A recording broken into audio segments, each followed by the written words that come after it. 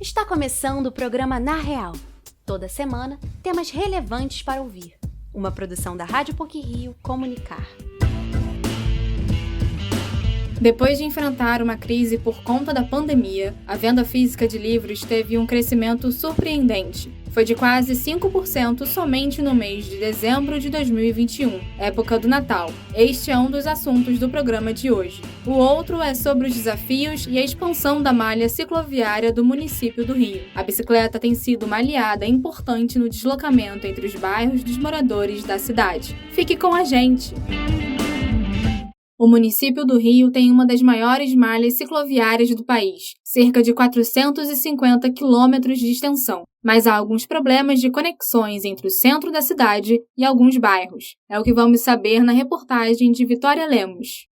Com a chegada da pandemia, a bicicleta se tornou um importante meio de locomoção no Brasil. Segundo dados da Associação Brasileira do Setor de Bicicletas, a venda dos equipamentos cresceu 50% em 2020, quando comparado ao ano de 2019. Já em 2021, foi registrado um crescimento de 34% nas vendas em comparação com o mesmo período de 2020. A cidade do Rio de Janeiro tem uma das maiores malhas cicloviárias do país, com mais de 450 quilômetros de extensão. Segundo dados da Prefeitura, pouco mais de 210 mil pessoas utilizam as ciclovias da cidade para locomoção todos os dias. A fim de possibilitar uma maior integração entre os diferentes bairros que formam a cidade, a Prefeitura publicou um decreto em julho de 2021 que tem como objetivo principal a ligação de 100% da malha cicloviária existente na cidade aos transportes públicos de média e longa capacidade, como BRT, trem e metrô. Além disso, o decreto prevê a criação de 123 trechos de infraestrutura cicloviária. Até o fim deste ano, há a previsão de que 54 conexões sejam feitas, o que vai representar 25% do projeto final. Para dar início às obras de conexão entre os diferentes modais, a Prefeitura escolheu ciclovias que estão até 3 km de distância das estações de BRT, trem e metrô. O presidente da Companhia de Engenharia de Tráfego, Joaquim Diniz, afirma que esse novo projeto vai possibilitar a redução dos engarrafamentos. Que eu acho importante dizer que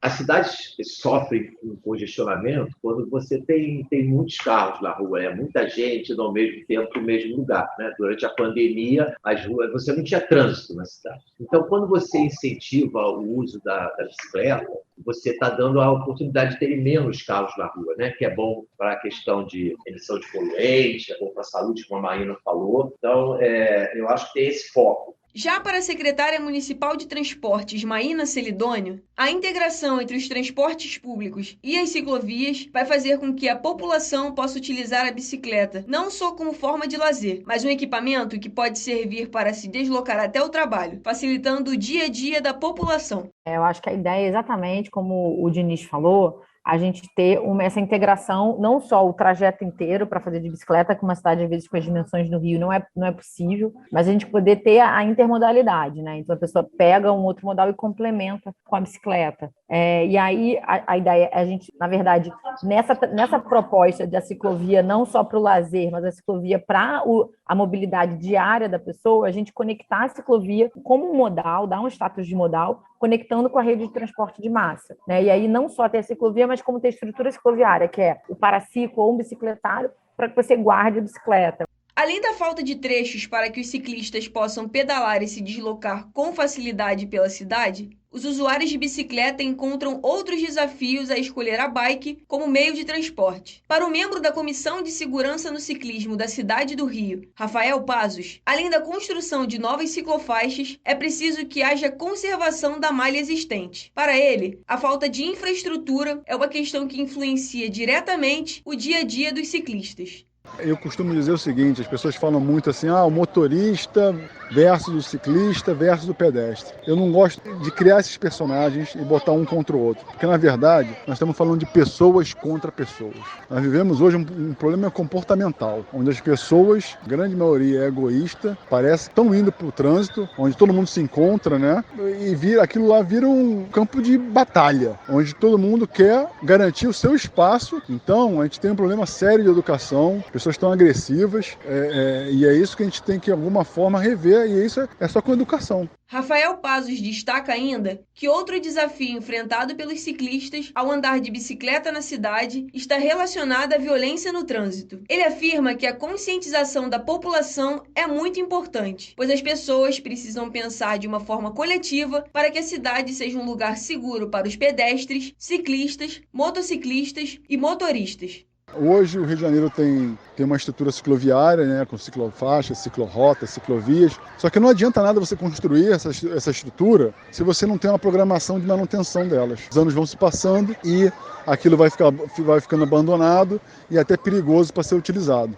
A Prefeitura estima que as obras de integração terminem em 2024. Além da ampliação, vai haver um processo de conservação de diferentes pontos que compõem a malha cicloviária existente na cidade. Com relação à ciclovia Tim Maia, que está com um trecho fechado desde 2016, após o desabamento de parte da construção que deixou 2 pessoas mortas, a Secretaria de Infraestrutura encaminhou a seguinte nota, abre aspas, a Secretaria de Infraestrutura informa que contratou um estudo junto ao INPH e que assim que estiverem prontos, será apresentado à Justiça. Lembrando que a ciclovia Tim Maia está interditada judicialmente do Leblon até São Conrado. Já no trecho São Conrado-Barra da Tijuca, a Secretaria vem substituindo o guarda-corpo da ciclovia, alvo de constantes furtos por um material sem valor comercial. Fecha aspas. Além das obras de conservação e construção de ciclovias e ciclofaixas, a Prefeitura do Rio planeja soluções para tornar a vida do ciclista mais segura, como a padronização dos limites de velocidade e a redução do espaço disponível para os automóveis. Vitória Lemos, para o Na Real.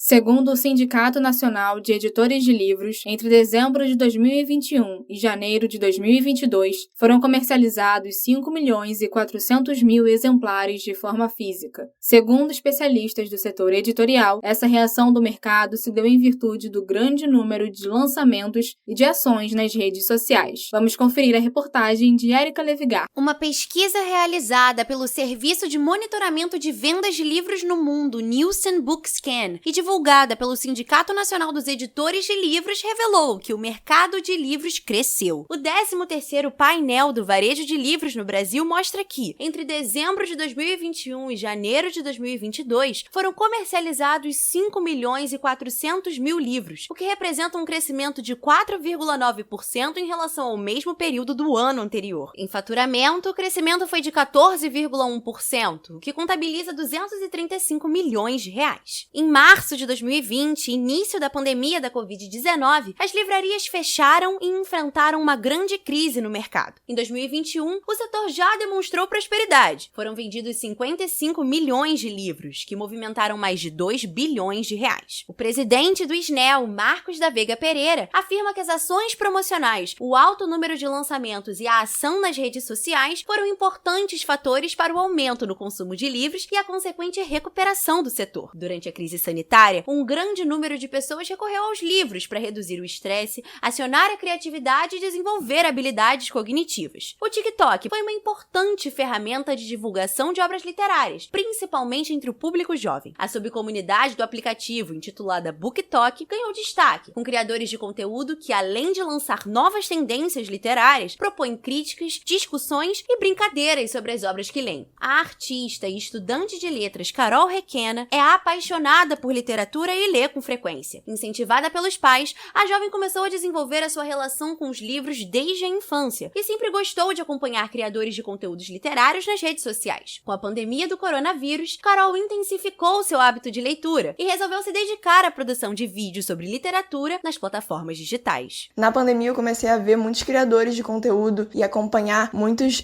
influenciadores literários e ver também que eu poderia fazer parte dessa galera e mostrar pro mundo e influenciar pessoas sobre o poder dos livros. Mas a pandemia trouxe a leitura para muitas pessoas, né? Ela colocou a leitura na vida de muitas pessoas. A gente também deve muito isso a esses influenciadores literários, né? Porque as pessoas começaram a baixar o TikTok, começaram a ver o BookTok e começaram a pensar, nossa, que legal esse livro, acho que eu vou ler. Uma pessoa assim que nunca leu um livro, sabe? Nunca gostou de ler e resolveu começar a ler na pandemia. Como Carol, Fernanda Nossi produz conteúdos literários para as redes sociais. A influenciadora digital de 19 anos acumula mais mais de 400 mil seguidores no seu perfil do TikTok. Ela começou a realizar vídeos antes da pandemia e afirma que não imaginava a proporção que tomariam. Fernanda lê 2 livros por semana e enxerga a literatura como um refúgio. A jovem ressalta a importância da adaptação de obras literárias para o ambiente digital. Para a influenciadora, e-books e audiobooks são fundamentais, já que tornam a literatura mais democrática e acessível. Os livros digitais são muito importantes, eles ajudam demais hoje em dia, porque eles chegam de uma maneira muito mais rápida para todo mundo e eles possuem um valor muito mais acessível que o livro físico. Alguns e-books custam cerca de R$ 1,99, ou você consegue até de graça assinando algo como Kindle Unlimited, disponível na Amazon e em outras plataformas. Acho que isso ajuda muitos autores nacionais, porque agora eles não precisam necessariamente publicar um livro físico que tem um valor muito alto, podem publicar online, ver as pessoas lendo. Os audiobooks também, porque pessoas com deficiência visual podem, ao invés de ler o livro, eles podem escutar o audiobook, além de ajudar também em questão de estudo. O professor de língua portuguesa, literatura e redação, Fábio Guimarães, adora analisar textos dramáticos e acredita que a compreensão sobre as metáforas da leitura auxilia no entendimento do tempo, da sociedade e dos seres humanos. Aos 39 anos, Guimarães leciona em escolas particulares do Rio de Janeiro e da Rede Municipal de Ensino. O professor afirma que o hábito de leitura influencia na formação de qualquer indivíduo. Eu sempre digo para os meus alunos, muitas vezes, alguns deles, mas eu vou ser engenheiro e a leitura vai ser uma coisa secundária. Ao contrário, a leitura vai ser algo primário. Não só pela questão de relatórios que você tem que fazer, mas toda uma leitura do que você precisa construir, para quem você está construindo, por que você está construindo, devem ser as bases, por exemplo, de uma construção civil. Eu imagino um advogado, que não tenha uma obra literária que faça a compreensão do homem como o seu melhor amigo. A formação da leitura é absolutamente essencial. Fábio Guimarães ressalta que no Brasil existem muitos projetos de fomento à leitura, mas por serem pouco divulgadas e carecerem da verba necessária, as propostas não se sustentam. O professor acredita que as escolas exercem um papel crucial no incentivo à leitura, principalmente entre os alunos dos ensinos fundamental e médio. Eu penso que não somente nos anos iniciais, em que há muitos projetos como roda de leitura, como troca de livros, a gente precisa incentivar isso no ensino fundamental dos anos finais e no ensino médio, fazendo clubes de leitura com os amantes da literatura, qual literatura for, isso não importa, qualquer leitura precisa ser validada para que haja um hábito de leitura. Então, se as escolas incentivarem cada vez mais a junção dessas pessoas que amam leitura, elas acabam contagiando os outros colegas ao redor. Eu vejo que a educação, ela faz aos pares. Muitas vezes o professor está educando o professor e com certeza o estudante educando o estudante. Fábio acredita que a manutenção de hábitos regulares de leitura afetam todas as áreas do desenvolvimento da cognição humana. Nas escolas, as obras literárias permitem que o ser em construção compreenda a importância de ler a vida e a sociedade. Ao formar indivíduos pensantes, a literatura, em suas diversas formas, transforma o mundo. Érica Levigar, para o Na Real. Para encerrar o Na Real de hoje, algumas pílulas sobre o que foi ou será destaque nas mídias. Pílulas da semana. A série How I Met Your Father estreou na última quarta-feira no Brasil. O seriado é um spin-off de How I Met Your Mother, uma das comédias mais assistidas nos Estados Unidos e que conquistou muitos fãs brasileiros. O elenco é encabeçado por Hilary Duff e Chris Lowell. Com 10 episódios na primeira temporada, a série está disponível na plataforma de streaming Star Plus. O novo álbum do cantor Martinho da Vila, Mistura Homogênea, chegou às plataformas digitais na última quinta-feira. No disco, o artista canta com grandes nomes da música, como Djonga, Zeca Pagodinho e Tereza Cristina. Ele também divide os vocais com a filha, Alegria. O repertório do álbum inclui as canções Era de Aquários, Orações Alegres e Vidas Negras Importam. O projeto Verão Rio volta à praia de Ipanema com atrações musicais e atividades esportivas. O festival começou no último sábado e continua neste fim de semana, das 4 da tarde às 10 da noite, no posto 10 da praia de Ipanema. O projeto é uma realização do jornal O Globo e Rádio Globo, com o apoio da Invest Rio, agência de promoção e atração de investimentos de eventos da Prefeitura da cidade do Rio de Janeiro. O novo filme do Batman, dirigido por Matt Reeves, teve a melhor estreia de 2022 no Brasil. O longa, que marca a primeira aparição de Robert Pattinson como o Homem-Morcego, arrecadou mais de 45 milhões de reais na primeira semana.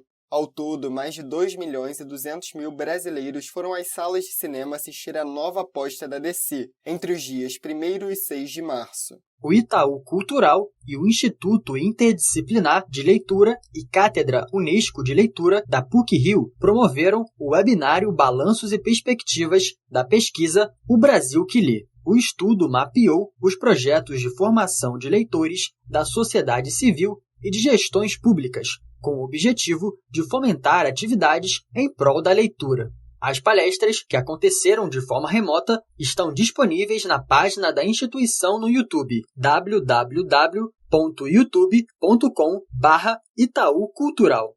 A segunda temporada da série Euphoria da HBO registrou mais de 34 milhões de menções mundialmente no Twitter desde o início da exibição da nova leva de episódios. A produção, estrelada por Zendaya, se tornou a série mais comentada na plataforma nesta década e teve crescimento de 51% comparado ao primeiro ano. Entre os personagens mais citados estão Fesco, Rue Bennett e Nate Jacobs. Por hoje é só. O programa Na Real é produzido por estagiários da Rádio PUC com a supervisão e edição do professor Célio Campos. Lembramos que a Rádio PUC faz parte do Comunicar, cuja coordenação é da professora Lilian Sabac. Até a próxima semana.